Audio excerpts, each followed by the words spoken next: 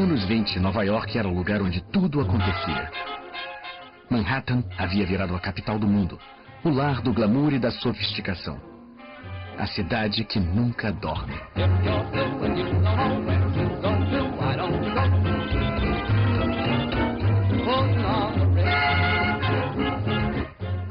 Lá, jovens dançavam jazz e pessoas se tornavam milionárias da noite para o dia. Come with me and we'll attend their jubilee and see them spend their last bit putting on the Ritz. Foi a festa mais duradoura dos tempos modernos. Putting on the Ritz. Sem aviso, a bolha estourou. A festa acabou. Um terremoto financeiro abalou Wall Street. A história viria a chamá-lo de o Grande Crash. E ele traumatizou a nação americana. Milhares de empresas quebraram. Milhões de pessoas perderam seus empregos. Homens orgulhosos encaravam a humilhação do auxílio à pobreza e da sopa comunitária. Famílias que perderam suas posses foram viver em favelas, a um passo dos símbolos de riqueza. Como os Estados Unidos cresceram e caíram tão rapidamente? Como a locomotiva do mundo ocidental se pôs de joelhos em 1929.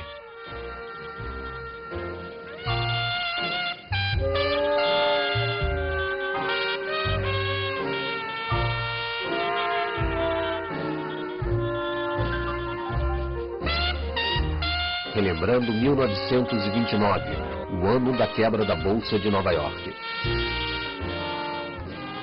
A ascensão dos Estados Unidos como potência global começou com sua participação na Primeira Guerra Mundial, de onde emergiram como a nação mais próspera da Terra. No início, os americanos não queriam participar da disputa entre impérios rivais europeus. Em uma posição de neutralidade com laços históricos com a Inglaterra e a França, os Estados Unidos lucravam muito vendendo armas, munição e alimentos para os dois países. E não eram só os comerciantes de armas que ficavam ricos. Os funcionários das fábricas ganhavam bônus generosos. Além disso, o governo americano precisava de uma vitória dos aliados para proteger os 3 bilhões de dólares que financiavam a guerra. Em 2 meses, os americanos mandaram 2 milhões de recrutas bem dispostos e bem armados para ajudar os já exaustos aliados. O dinâmico reforço dos Yankees foi decisivo. Pela primeira vez em 4 anos de uma batalha acirrada, os soldados alemães bateram em retirada. Em 11 de novembro de 1918, um armistício deu fim à Grande Guerra. O mundo inteiro comemorou. O presidente Wilson viajou para a França, onde foi saudado como um anjo da vingança. A investida americana de última hora ajudou os aliados a vencer a guerra e salvou a vida de muitos franceses. Mas em Paris, onde o Tratado de Versalhes seria negociado, o programa de paz não foi tão bem recebido pelos franceses, cuja sede de vingança discordava do desejo idealista de Wilson de evitar guerras futuras. A nova década que prometia tanto começou com uma nobre experiência: a Lei Seca. Fabricar, transportar ou vender bebidas alcoólicas foi proibido no país, mas comprar ou consumir não.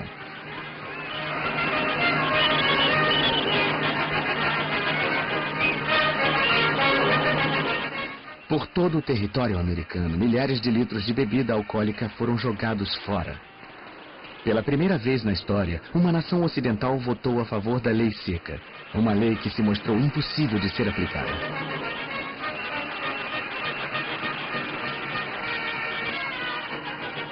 Em meados dos anos 20, até o Velho Oeste havia sido posto a serviço do enorme surto de energia industrial e engenharia que estava transformando os Estados Unidos.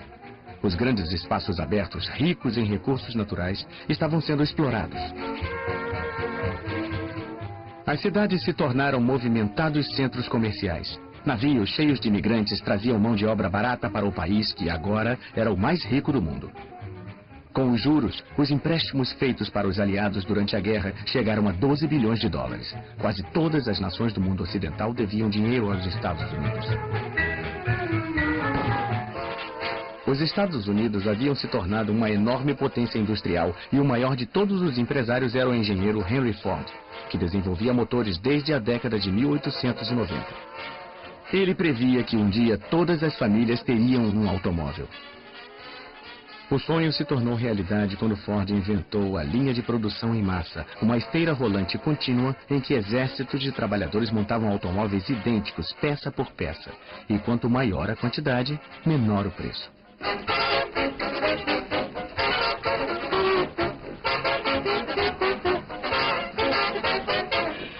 Quando Ford apresentou o sistema pela primeira vez em 1913, um único carro levava 12 horas e meia para ser montado.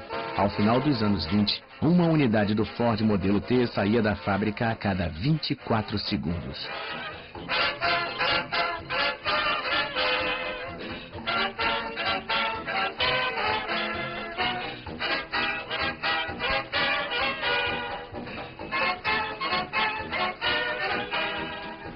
A linha de montagem de Ford fez os Estados Unidos andarem mais rápido. O modelo T, ou Ford Bigode, como foi carinhosamente apelidado, mudou a vida da população e mudou os próprios Estados Unidos. Ele era robusto, charmoso e fácil de dirigir. Custava apenas $295, quase $550, mais barato que o modelo original. E graças a outra invenção americana, o pagamento em parcelas, a maioria das famílias podia comprar um. Até 1924, 10 milhões haviam sido vendidos.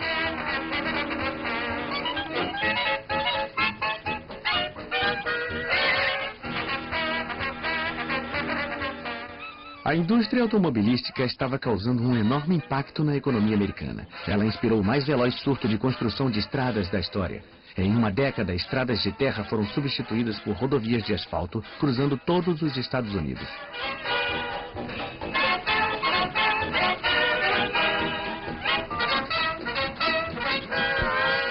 Surgiram postos de gasolina aos milhares e a sede por gasolina levava a indústria petrolífera a gerar lucros inacreditáveis. A indústria automobilística usava 96% do petróleo do país, 80% da borracha e 20% do aço. Em 1928, havia 9 automóveis para cada 10 famílias. A produção em massa acelerou a fabricação e cortou os custos. Henry Ford classificou a nova técnica de Messias dos negócios. Um Messias que, sem dúvida, vestia um terno produzido em massa, pois os fabricantes de roupas americanos substituíram os trajes feitos sob medida por roupas prontas para usar e feitas para todos os tamanhos, idades e bolsos. Os salários de toda a classe trabalhadora aumentavam. E com os impostos mais baixos, as famílias americanas tinham maior poder de compra. A dona de casa e a moça trabalhadora que queriam a última novidade, a máquina de lavar roupas, a geladeira ou o aspirador de pó, economizavam tempo nas tarefas domésticas. I'm in the mood for food. I'm in the mood for food.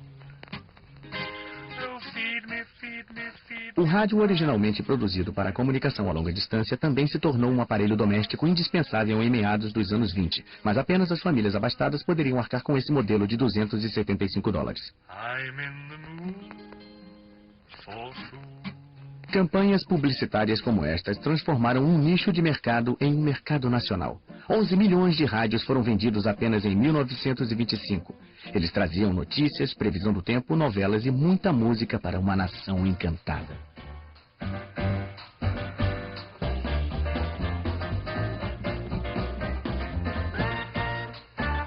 Como o rádio, o gramofone trouxe uma nova possibilidade a milhões de pessoas, levando música portátil e instantânea para uma nova geração de mulheres jovens, liberais e por dentro da moda.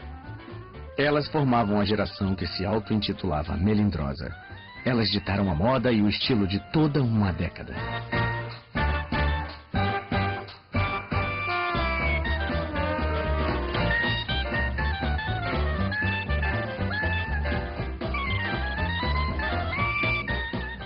O recém-surgido ramo da propaganda as adorava.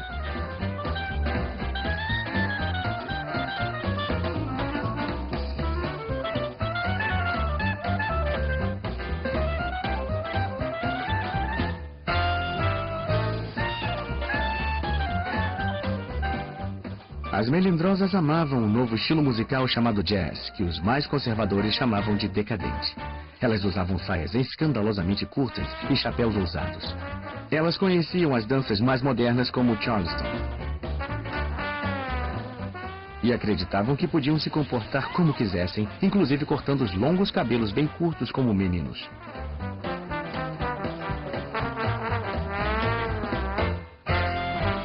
Festas animadas que duravam noites inteiras eram seu habitat natural.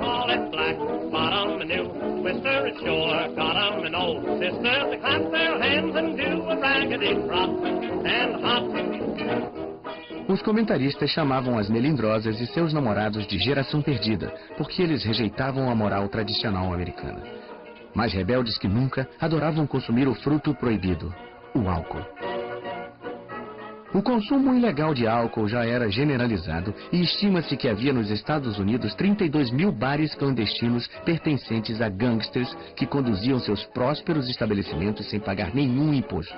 E esses eram só os bares de mais alto nível. O número de bares ilegais de fundo de quintal que vendiam bebida barata e embriagante era de centenas de milhares.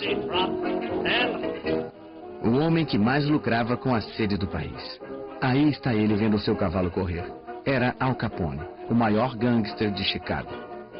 Ele abastecia seus bares clandestinos com um enorme estoque de bebidas ilegais, a maior parte vindo de Cuba e do Canadá.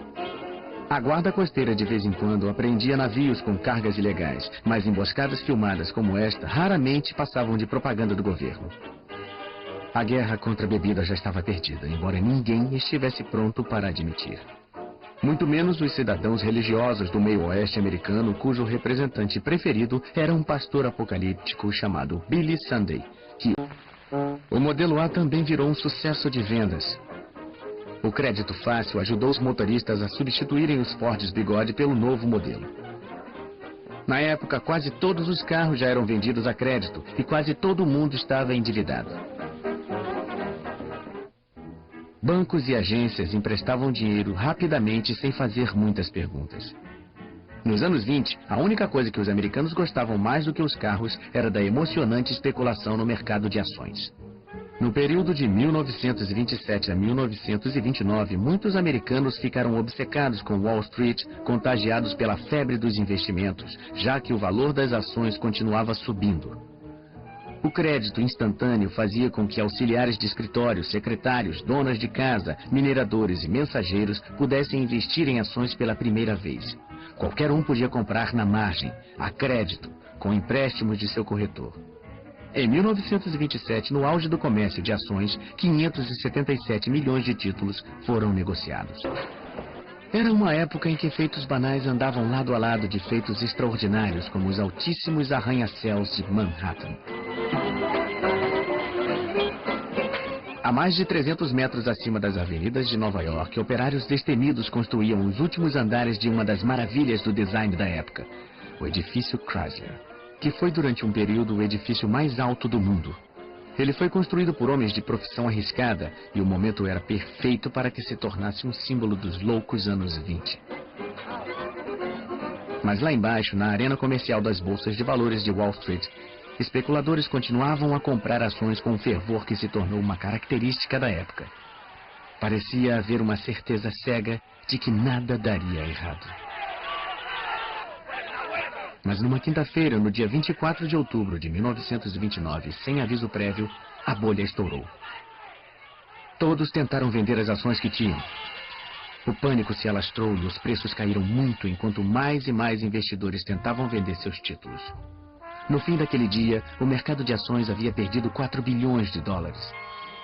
E no fim de semana, a situação piorou.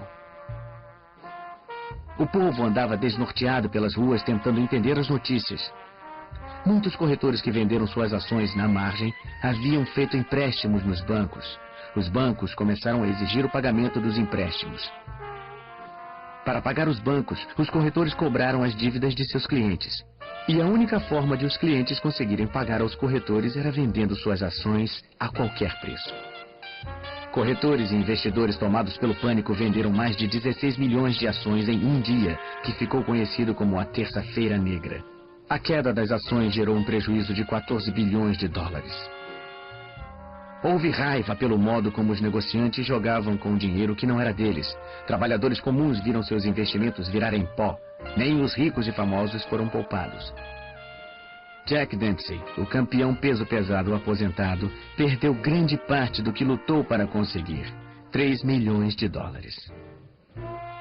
Como consequência imediata da quebra da bolsa, aqueles que tinham economias depositadas em bancos correram para sacar seu dinheiro com medo de que ele se perdesse.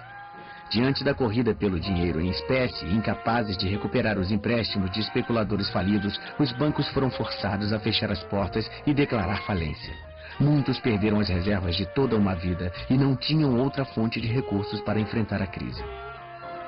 Sem conseguir os empréstimos bancários necessários para fugir da tormenta, as empresas foram forçadas a fechar e milhares de trabalhadores ficaram desempregados. Pais que perderam suas casas tinham um semblante torturado de homens que sentiam ter fracassado com suas famílias. As reverberações do crash da bolsa se fizeram sentir em toda a economia mundial. Os bancos americanos que emprestaram dinheiro para a Europa para ajudar no processo do pós-guerra cobraram as dívidas numa tentativa de se manterem funcionando. A cobrança gerou uma crise financeira no exterior e os bancos americanos não conseguiram juntar o dinheiro necessário para sua própria recuperação. Como a miséria só aumentava, o presidente Hoover conclamou o homem mais rico dos Estados Unidos, John Rockefeller, o magnata do petróleo, na esperança de que suas palavras levantassem a autoconfiança abalada do país. Os cinejornais também lembravam aos americanos que, por mais assustador que parecesse o futuro, nenhuma nação havia realizado tanto quanto os Estados Unidos. Apesar da depressão, a engenhosidade americana continuava a crescer. O Empire State Building se tornou o prédio mais alto e grandes navios transatlânticos continuavam a ser construídos. 75 miles. As verdadeiras estatísticas contam sua história. Do auge da prosperidade em 1929 às profundezas da depressão em 1932, 9 mil bancos quebraram ou fecharam as portas. 100 mil empresas faliram. O produto interno bruto foi reduzido de 80 bilhões de dólares em 1929 à metade, 40 bilhões em 1932. O desemprego aumentou de 3,2% para 25%. Pelo menos 1 em cada 4 trabalhadores não tinha emprego. A violência cresceu nas cidades americanas. Grupos de cidadãos desempregados atacaram autoridades locais por falta de assistência do governo. A população fez manifestações contra o pagamento de aluguéis e passeatas contra a fome, mas foram os veteranos de guerra que protagonizaram o protesto mais violento da época. No verão de 1932, o Exército da Bonificação, um grupo desorganizado, formado por 15 mil desempregados veteranos da Primeira Guerra Mundial, foi para Washington reivindicar que suas bonificações, que seriam pagas em 1945, segundo o acordo original, fossem pagas imediatamente. Nós fomos heróis em 1917, mas agora somos vagabundos, disse amargamente um veterano. Quando a passeata voltou para o acampamento, o presidente Hoover convocou as tropas de choque lideradas pelo general Douglas MacArthur e pelo major Dwight Eisenhower para evacuar a área. O conflito que se iniciou deixou centenas de manifestantes feridos. As imagens dos cinejornais registraram um espetáculo perturbador do exército dos Estados Unidos disparando contra cidadãos americanos. O primeiro ato do novo presidente foi tomar as rédeas do sistema bancário, que estava fora de controle. Ele fechou todos os bancos do país por 4 dias para que fosse realizada a análise de suas contas. Só puderam retornar suas atividades os bancos que tinham gerenciado corretamente suas contas e dispunham de suficiente dinheiro em espécie. Quando os bancos reabriram na semana seguinte, foi depositado mais dinheiro do que havia sido sacado anteriormente. A crise bancária havia terminado. The phantom of fear will soon be laid. Roosevelt assinou então a lei que pôs fim à lei seca. Em todos os estados americanos, a nobre experiência havia sido um óbvio fracasso. A proibição deu origem a uma criminalidade exacerbada e fez com que mais da metade dos americanos se habituasse a desrespeitar a lei. O programa de assistência de Roosevelt, a Administração Nacional de Recuperação, era o coração de sua estratégia de longo prazo para diminuir o sofrimento causado pela depressão, tomando para si a responsabilidade pelo bem-estar do povo e criando novos empregos.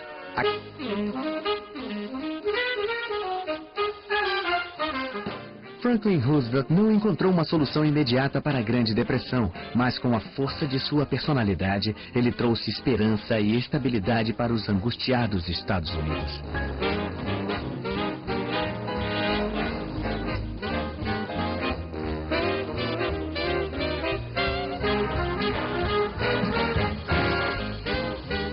Aqueles que sobreviveram às tormentas que se seguiram ao crash da Bolsa de 1929 se lembrarão para o resto da vida dos anos que o precederam. Uma década idílica, divertida, irresponsável, porém maravilhosa.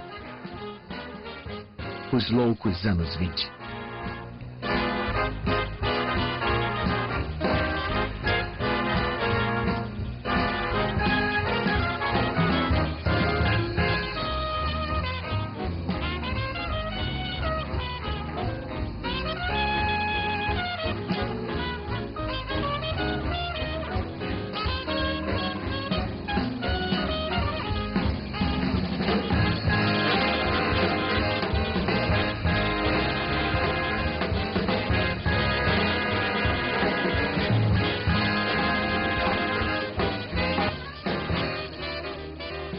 Versão brasileira, Bravo Studios.